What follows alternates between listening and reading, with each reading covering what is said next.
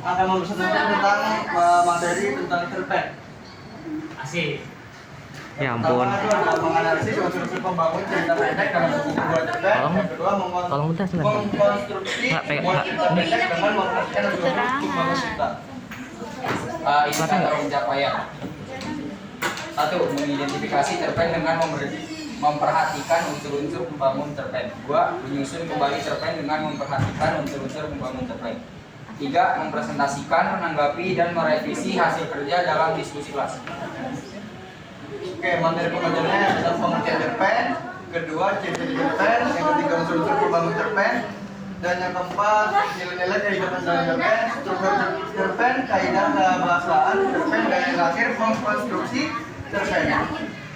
Pengertian cerpen. Cerpen adalah jenis karya sastra yang digambarkan atau dijelaskan dalam bentuk tulisan yang berwujud sebuah cerita atau kisah secara pendek, jelas serta ringkas. Keterangan itu ada. Cerpen bisa disebut juga dengan sebuah prosa fiksi yang isinya tentang pemisahan yang hanya terfokus pada suatu konflik atau permasalahan. Untuk lebih singkatnya, cerpen itu adalah cerita pendek yang hanya berpusat pada suatu konflik. Oke, ini ciri-ciri cerpen. Kata dalam cerita tidak boleh lebih dari 10.000 kata. Tulisannya singkat jika dibandingkan dengan novel. Isi kebanyakan mencerminkan kisah sehari-hari. Tokoh cerpen itu sederhana dan karakternya tidak mendetail. Bersifat fiktif, habis ceritanya dibaca sambil dalam keadaan duduk. Kata-kata mudah sekali untuk dipahami oleh pembacanya. Pesan yang diberikan dalam cerita sangat mendalam sehingga pembaca juga ikut serta merasakan kesan dari cerita tersebut. Nilai-nilai cerpen, nilai moral atau etika adalah nilai yang berkaitan dengan norma-norma yang ada dalam suatu masyarakat atau kelompok manusia tertentu. Jadi ukuran nilai adalah baik dan buruk yang bersifat lokatif atau berdasarkan tempat tertentu. Pesan moral disampaikan dari pelaku para tokoh-tokoh atau komentar langsung pengarangnya dalam karya sastra. Contoh, minuman keras tentu bertentangan dengan nilai moral orang. B. Nilai sosial adalah nilai-nilai yang berkaitan dengan masalah sosial dan hubungan manusia dengan masyarakat. Jadi berkaitan dengan interaksi sosial antar manusia baik sebagai individu maupun kelompok. Contoh, nilai gotong royong sesuai dengan nilai sosial masyarakat desa. Yang C, nilai budaya adalah nilai-nilai yang berkaitan dengan kebudayaan, adat istiadat ataupun kebiasaan suatu masyarakat. Contohnya, budaya Sabung Ayam Bali, budaya individualisme masyarakat metropolitan.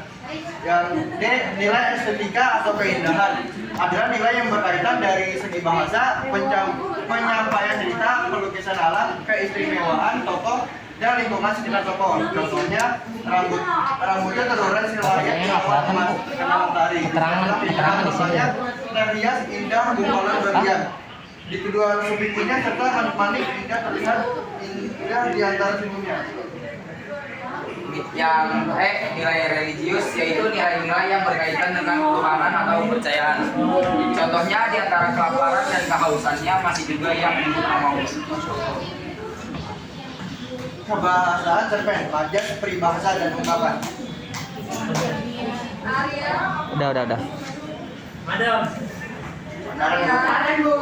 nggak ada pacaran. Peribahasa atau pepatah adalah ayat atau pepatah kata yang mempunyai susunan yang tetap dan mengandung aturan dasar dalam berperilaku. Jika peribahasa berupa ungkapan yang sangat baik, maka disebut dengan istilah aforisme.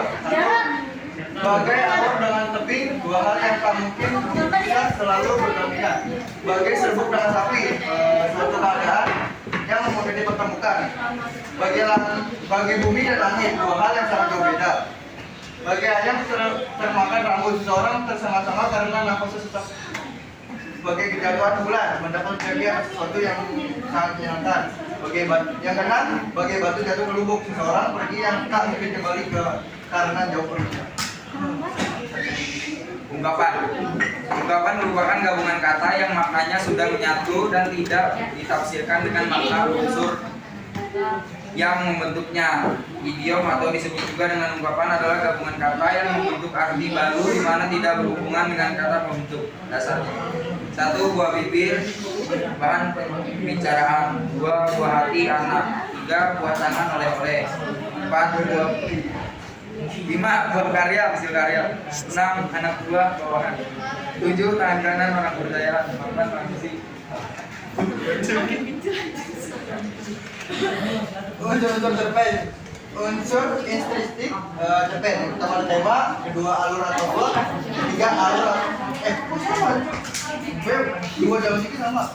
Yang keempat penokohan atau perwatakan. Metode penokohan tersebut ada dua, yaitu dengan metode analitik dan metode dramatik. Metode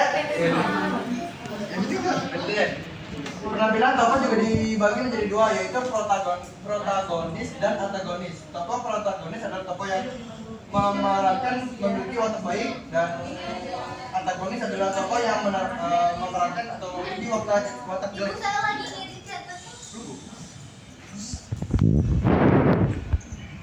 5. Setting atau latar. Setting atau latar adalah tempat peristiwa, waktu, dan suasana cerpen itu dilakukan. Atau lebih jelasnya, latar atau setting itu terdiri dari 3 unsur, yaitu A. Latar tempat berkaitan dengan di mana peristiwa dalam cerpen itu terjadi. Latar waktu berkaitan dengan kapan peristiwa dalam cerpen terjadi. Latar suasana berkaitan dengan perasaan atau suatu kejadian peristiwa dalam cerpen itu terjadi. Yang keenam, sudut pandang atau point of view. Sudut pandang adalah cara bercerita atau cara pandang visi seorang pengarang pada suatu peristiwa dalam cerpen. Sudut pandang dibagi menjadi beberapa, diantaranya yaitu sudut pandang orang pertama atau dengan gaya bahasa ambu dan lain-lain, sudut pandang peninjauan atau orang ketiga, sudut pandang campuran, bisa orang pertama atau ketiga. Dalam sudut pandang kata ganti orang dibagi menjadi 3, yaitu sudut pandang orang pertama, yaitu orang yang berbicara, contohnya seperti kata aku, saya, gue, seperti kami, kita. Sudut pandang orang kedua yaitu orang yang dibicarakan, contohnya seperti kamu, engkau, untuk tunggal, seperti kalian, untuk jamak. Yang terakhir ada sudut pandang orang ketiga, yaitu orang yang dibicarakan, contohnya seperti dia, untuk tunggal, seperti mereka, untuk jamak.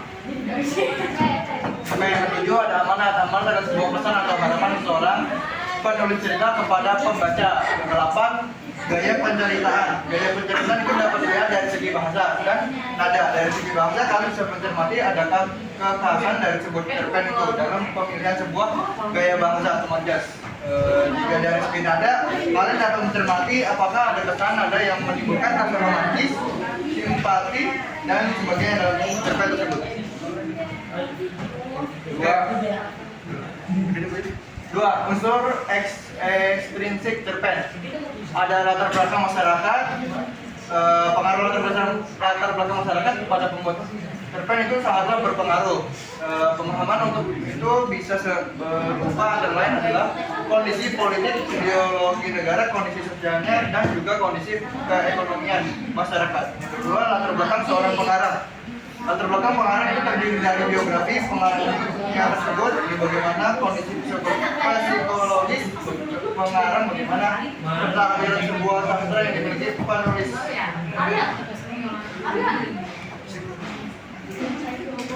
Terima kasih, sekian. Sekian, terima kasih. Oh iya. Ya, oke, selanjutnya LHO. Apa itu LHO? Adalah teks yang memberikan informasi secara umum tentang sesuatu berdasarkan fakta dari hasil pengamatan secara langsung.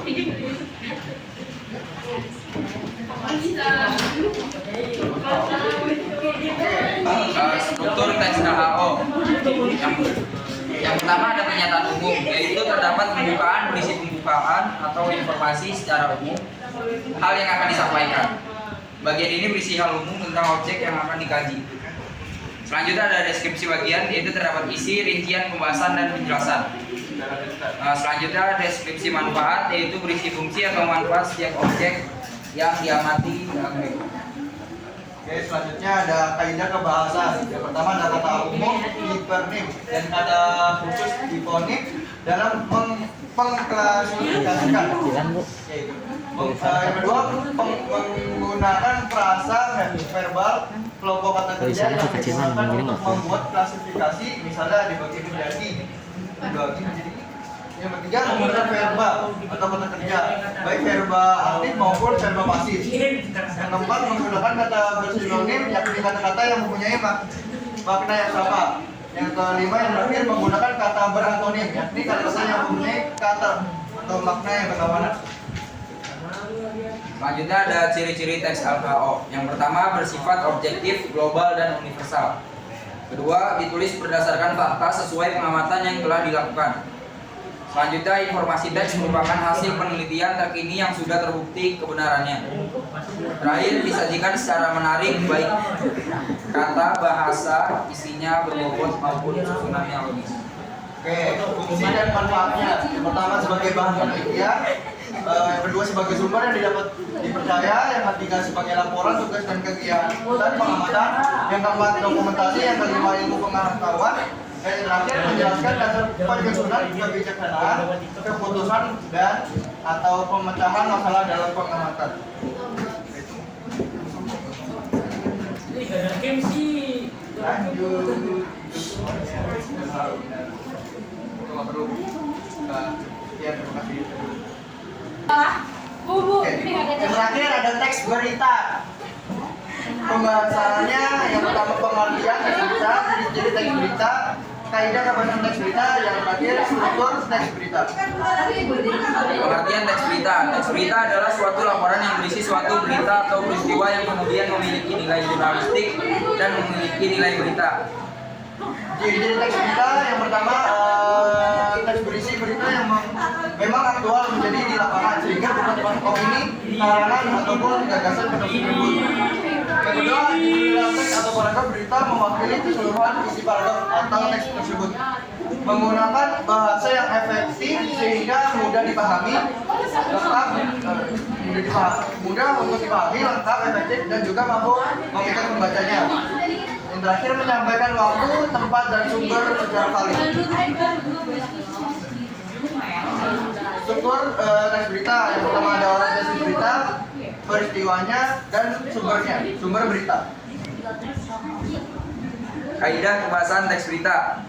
Menggunakan verba transitif, memakai verba puasa, menggunakan konjungsi, memakai kutipan langsung dan tidak langsung, menggunakan bahasa baku, netral dan objektif. Yang terakhir menggunakan bahasa denotatif. Sekian dari presentasi ketiga materi tadi. Assalamualaikum warahmatullahi wabarakatuh.